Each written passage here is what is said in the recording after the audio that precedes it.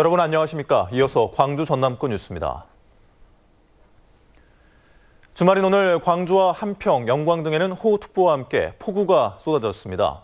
장맛비로 무등산은 한때 입산이 통제됐고 나흘째 계속되던 폭염이 한풀 꺾였습니다. 신광하 기자입니다.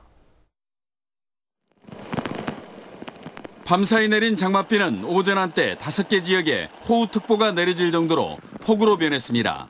담양 119.5mm를 최고로 장성, 한평, 무안, 곡성, 화순, 영광 등에도 많은 비가 내렸습니다. 폭우로 무등산 등산로가 한때 폐쇄됐고 지리산에서는 피서객이 불어난 계곡물에 고립됐다 구조되기도 했습니다. 장맛비가 내리면서 폭염특보가 나흘 만에 해제됐습니다. 영암 월출산 계곡의 물놀이장을 찾은 피서객들은 계곡물에 몸을 담그며 더위를 식혔고 숲속에서는 가수들의 공연을 감상하는 즐거움을 만끽했습니다. 장마 비도 많이 오는데 더 시원하고 더 좋아요. 날씨가 뜨겁지 않아서. 초등학생들의 발랄한 율동과 노래가 관객들을 사로잡습니다. 중장년층으로 이루어진 합창단도 그동안 갈고 닦은 실력을 유감없이 뽐냅니다. 4개 합창제를 통합한 여수 시민합창제에는 26개 팀이 참가해 개성 넘치는 연주를 선보였습니다. 여럿이 모여가지고 이렇게 합창도 하고 다른 그 합창부들하고 같이 어울려서 이런 공연을 하니까 생활에 활력도 되고. 비가 개인 완도항에서는 시원한 바닷바람 속에 작은 연주회가 열렸습니다. 오는 11월까지 매주말 열리는 생생 콘서트 개막식에는 전국에서 관광객들이 몰려 음악과 함께 시장도 보며 항구의 정취를 즐겼습니다. 장맛비로 한풀 꺾였던 폭염은 내일부터 낮 최고 기온이 33도까지 오르면서 모레까지 지속되겠습니다. 밤에도 열대야가 이어질 것으로 보여 건강관리에 각별한 주의가 필요합니다. MBC 뉴스 신광하입니다. 제17회 세계 수영 선수권 대회가 헝가리 부다페스트에서 개막했습니다. 다음 대회가 2년 뒤 우리 지역에서 열리는 만큼 헝가리 대회가 어떻게 운영되는지 관심이 쏠리고 있습니다. 김철원 기자입니다. 홀로그램을 이용한 미디어 아트가 선사시대와 고대 로마, 르네상스와 근대로 이어지는 헝가리의 지난 역사를 그려냅니다.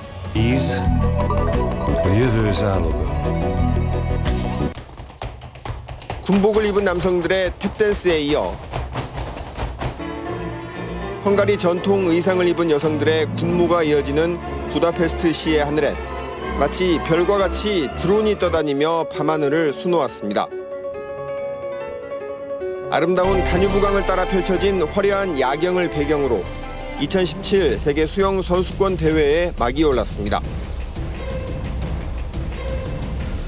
A versenyzőknek pedig sportszerű küzdelmet kívánok. A Nemzetközi Úszószövetség 17. világbajnokságát megnyitom.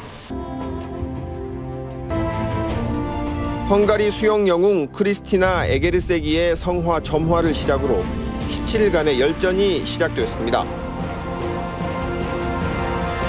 전 세계 180개국 2,300여 명의 국가대표들이 참여하고 있는 가운데 우리나라에서도 27명의 국가대표가 참가합니다.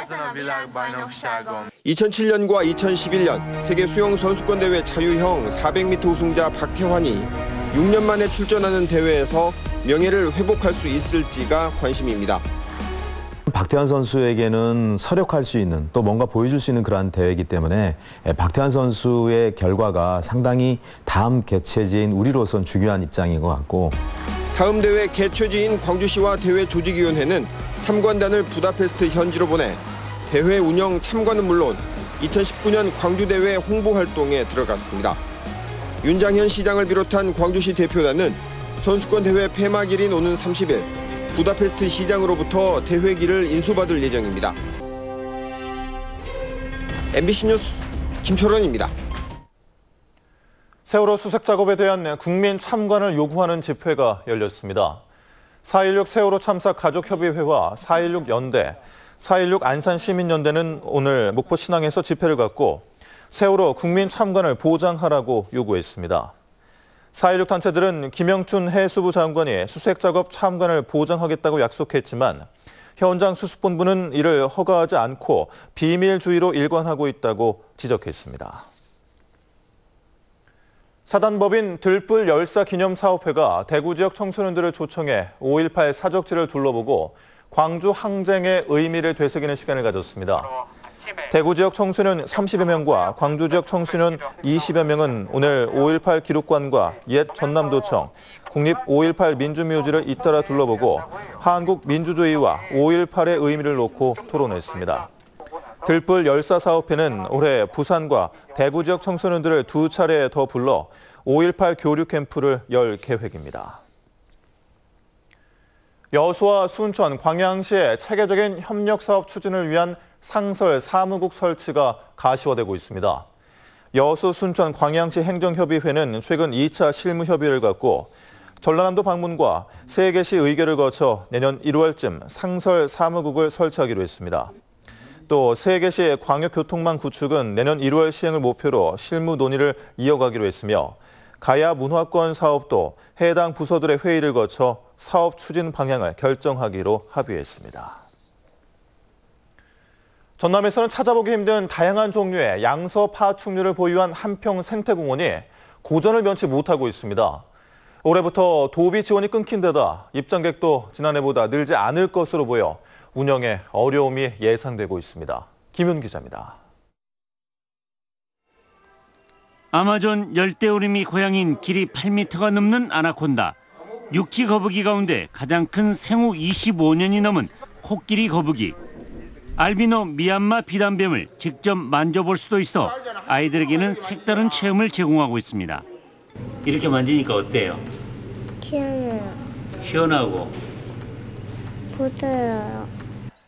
지난 2014년 10월 문을 연 한평 양서파충류 공원에서는 모두 91종의 700여 마리의 뱀 등이 전시되고 있습니다.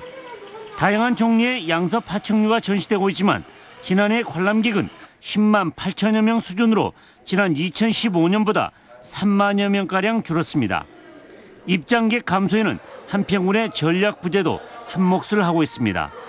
인기몰이 중인 나비축제와 국향대전 관람객들을 양서파충류 생태공원으로 이끌지 못하고 있습니다. 전국 지자체나 2,920개라는 전남권 유치원이나 이런 부분에서 지금 홍보물 제작해서 지금 앞으로 계속 홍보 활동을 할 계획입니다. 이런 가운데 최근에는 국제 멸종위기 1급종인 샴악어를 들여오는 등 볼거리 확충에 나서고 있습니다. 하지만 올해부터는 전라남도의 지원금도 끊겨 한 해 운영비 6억 원 전액을 부담하고 있어 한평군의 고민은 앞으로 커질 수밖에 없을 전망입니다. MBC 뉴스 김윤입니다. 치매를 앓던 노인이 아내에게 흉기를 휘두른 사건이 발생해 경찰이 수사에 나섰습니다.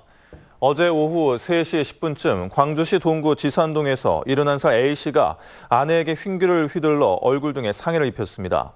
광주 동부경찰서는 치매를 앓고 있는 A씨가 아내와 말다툼을 벌이다 흉기를 휘두른 것으로 보고 정확한 사건 경위를 조사하고 있습니다. 전남 동부권에도 음압 병상이 마련돼 감염병에 대한 선제적 대응이 가능해졌습니다.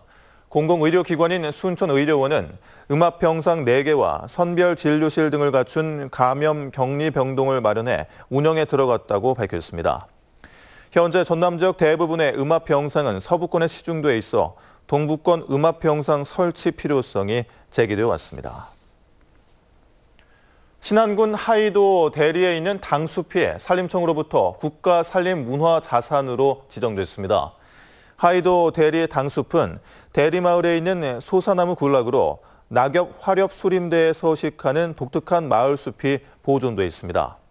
산림청은 신안군 하이도 대리마을은 남양 제갈씨가 모여 사는 집성촌으로 구한말, 초암, 김연 선생 등의 기초를 잡은 유학풍의 당재를 갖춘 점을 높이 평가했습니다. 2017 전국 대학 배구 해남대회 주말 리그전이 해남 우슬체육관에서 치열하게 펼쳐지고 있습니다. 오늘 18일까지 계속되는 대학 배구 대회에는 남자 대학부 A그룹의 이나대 등 11개 팀, B그룹의 목포대 등 3개 팀이 출전해 풀리그로 예선전을 진행하고 있습니다. 또 여자 대학부 단국대 등 4개 팀이 참가해 예선을 거쳐 오는 18일 결승전을 치를 예정입니다. 한편 지난달 열린 대학 배구 제천 대회에서는 이나대가 홍익대를 꺾고 우승을 차지했습니다.